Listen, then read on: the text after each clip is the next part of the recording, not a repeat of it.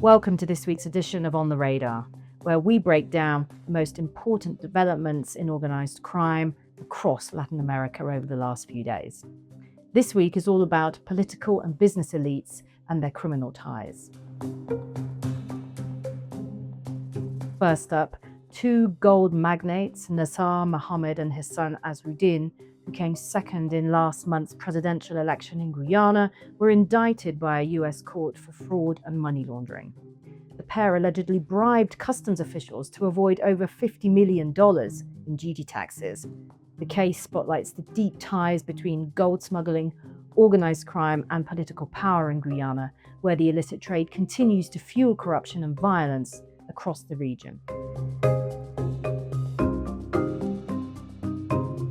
In Argentina, José Luis Espert, a member of President Javier Milei's party, quit the midterm election race after admitting that he received $200,000 from an aviation tycoon who has been indicted by the US for drug trafficking.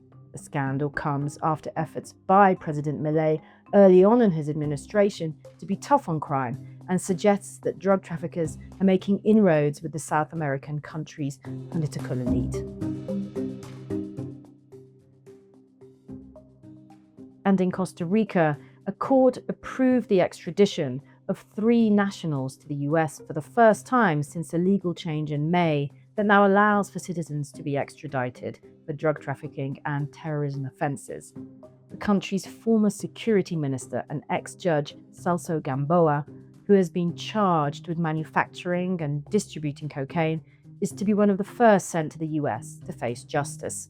The drug conspiracy charges against Gamboa in the US point to the once peaceful Central American country's role in the international cocaine trade and the impact of the drug business on security and governance there. Those are the main organised crime headlines from the region so far this week.